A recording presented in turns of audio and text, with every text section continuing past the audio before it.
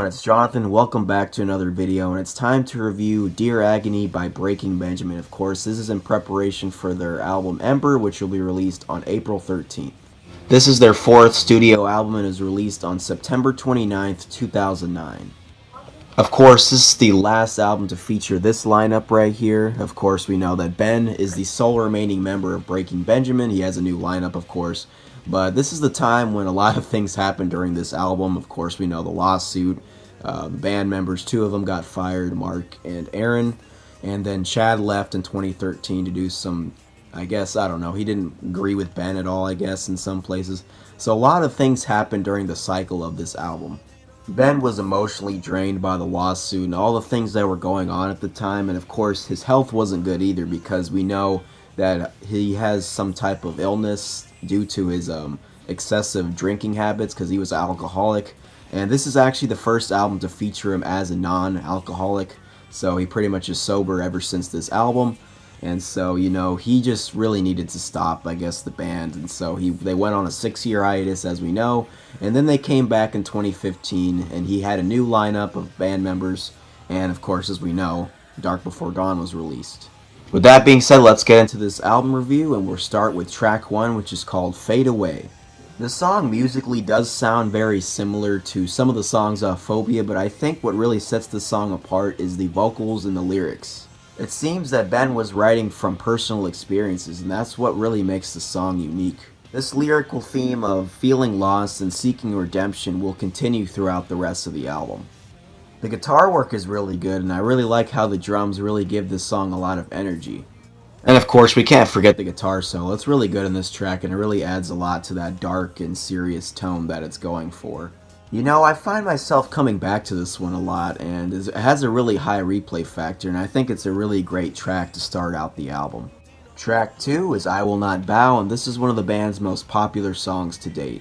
Along with Dance with the Devil, this was actually one of the first Breaking Benjamin songs I heard, and when I first heard it, I was instantly drawn into it. I really love how the song uses a lot of different drum techniques and patterns, and it really adds a lot to this track.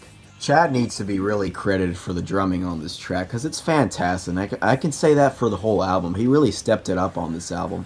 His use of the hi-hat and the ride cymbal really adds a lot of diversity to the track, and it's extremely creative, and it fits the song's vibe perfectly. I could say the same for the guitar and bass work on this track, as it's extremely creative as well. There's a lot of different riff ideas placed in this song, and it keeps me captivated every time I listen to it. Ben's vocals and lyrics just flow perfectly with this track, and it's funny because I always imagine myself walking very slowly while listening to this track and, you know, singing along to it.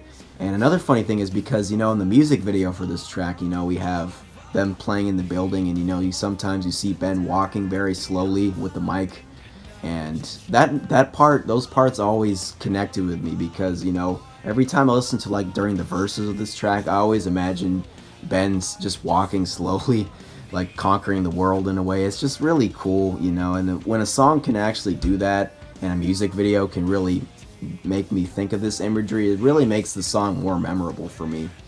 Personally, I never get tired of this song, and it's one of the best songs that the band has ever made, in my opinion. Next, we have Crawl, and this one mixes raw emotion and power to create a song that a lot of people can connect with. Lyrically, this song is similar to Fade Away, but I feel like this one takes it a step further. This song has a very powerful message, and you can feel the emotion in Ben's voice as he sings, "Live, fight, crawl back inside." The instrumentation of this track really sets this dark and ambient mood, and it really has a lot of emotion to it. I feel like this song is a good representation of what the album sounds like musically and lyrically.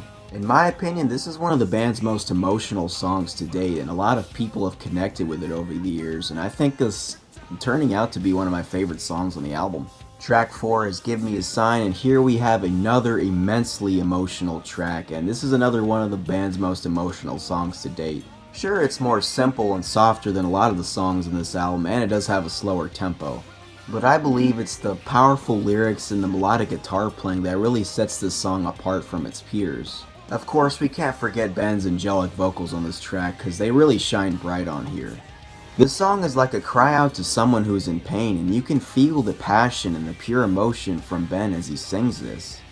I really love Ben's voice when we get to the bridge, and the bridge itself really makes the song so much better. I'm actually pretty biased to this track just because this one really helped me through a lot of dark times and a lot of depression I was going through. And I feel like Ben wrote this album and this song just from the perspective of other people. And of course, you know, he was writing it from his own personal struggles in his life at the time. But I feel like he wrote this for those who are depressed and, you know, those that have no hope. And especially this song. This song feels like a very big cry out to help. And, you know, it really shows that Ben was writing from a different perspective here. This is easily one of my favorite songs on the album, and it'll probably always stay that way. Next up we have Hopeless, and this is a very chaotic track.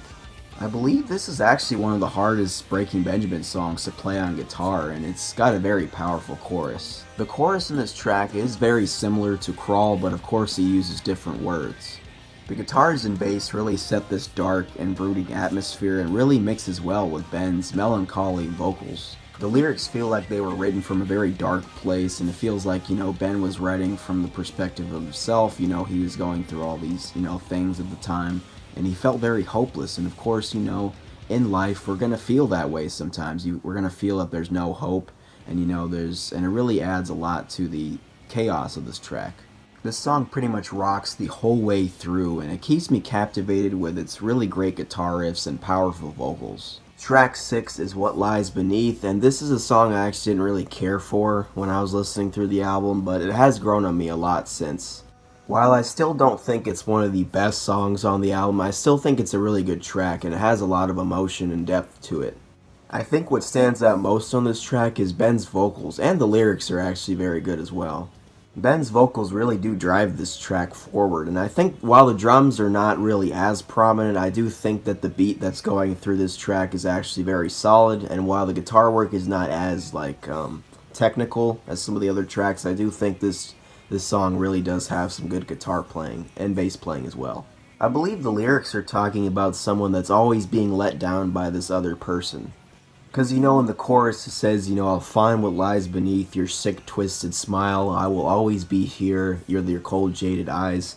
And then it goes on into the bridge where he's saying, you know, you're the devil in disguise. Instead of sounding angry in this track, I think Ben is trying to reason with this person, and it takes a more somber approach, and I really love that about this track. This track has a lot of lyrical depth, and I really love that about it, and I think that's what I like about it the most. Track 7 is Anthem of the Angels, and talk about an emotional track. Here we are for probably the darkest track on the record. I really love the strings that open this track up, and it mixes with the guitars and the drums. It really makes this big and epic sound. It sounds a lot like Red, which is not a surprise just because Jason Rauch did help Ben write a couple of these tracks on Dear Agony. The vocals and lyrics really pull at the heartstrings, and this song, or this anthem I should say, is really for those who are in a lot of pain. My favorite part other than the chorus would definitely have to be the bridge of the part where Ben sings Nor Dead, Alive. Man, Ben's vocals are just, wow. I can't even put into words how amazing his vocals are at that part. And of course the instrumentation, the melodic guitar playing, and the drum work just back him up perfectly. I love this track a lot, and I've definitely teared up to this song plenty of times before, and I probably always will because it's so emotional. Next up we have Lights Out, and we kick it back to the more energetic side of the album. Lights Out lyrically is very similar to Had Enough from Phobia, but I feel like this one is a lot darker. The guitars and bass are very creative here, and I think they really drive this track forward. The drums are very energetic on this track, and Chad adds a lot of off-kilter beats to the mix, and it makes it very diverse. The guitar solo is really good, and it feels like it adds a good fit to the song. This song sounds a lot like Bringing It Down from Starset, especially in the guitar riffs and the pacing of the chorus, and I always thought that was pretty cool because, you know, Starset is obviously influenced heavily by Breaking Benjamin. Overall, this is another great track on the album, and I think it really adds a lot to that dark and brooding atmosphere. Track 9 is Dear Agony, which is the title track, and this, in my opinion, is one of Breaking Benjamin's best lyrical pieces to date. I'm always reminded of how powerful this track is when I first hear those opening guitar chords, and then it goes right into the drums and the wall of guitars and bass, and then leads into the first verse.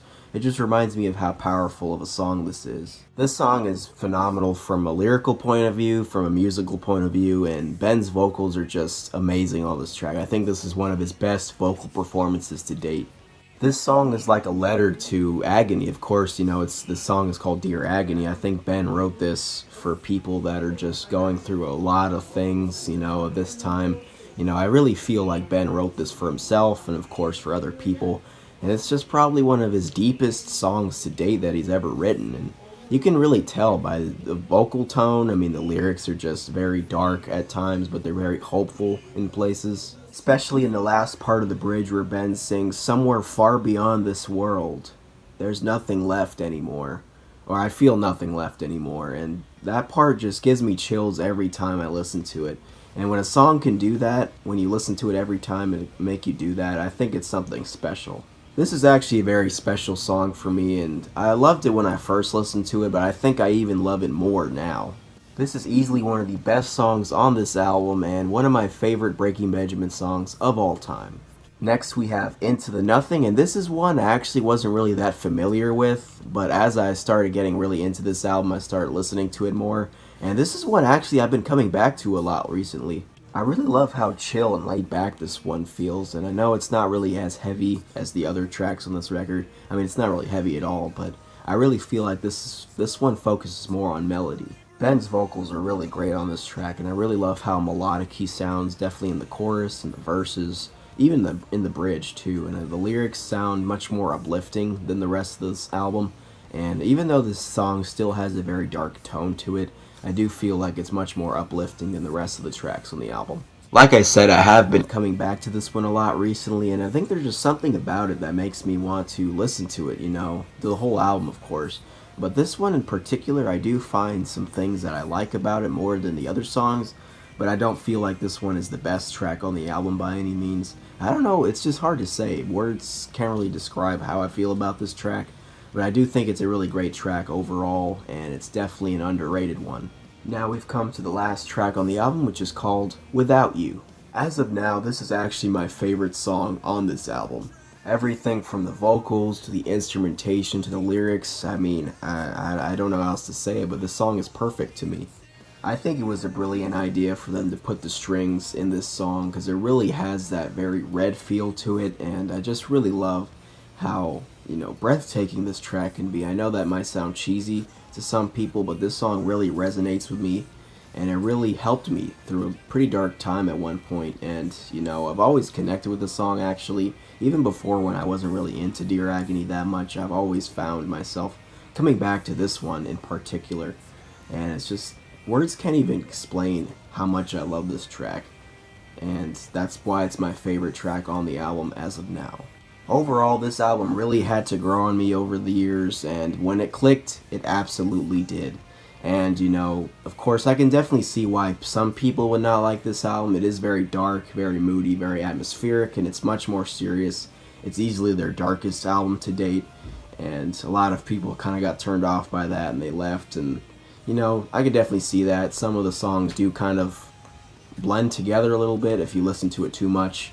But, you know, I kind of grew out of that. I put on a different mindset, and I listen to each song like it's a new song, and it's just a really great experience, you know. But I can definitely see why people would not like this album as much. As for a rating, I'm gonna have to give this a 4.5 out of 5. Yes, I know it really rose in the ranks for me. It's probably one of my favorite Breaking Benjamin albums as of now, and there's plenty of reasons why. If you watch the review, you know, I praised a majority of this album for sure. And, you know, a lot of the best Breaking Benjamin songs are on this album, and some of my personal favorites are on here as well. But, you know, and anyways, thanks for watching this review, guys. I hope you enjoyed it. Stay tuned for the last discography review for Breaking Benjamin, which will be Dark Before Dawn.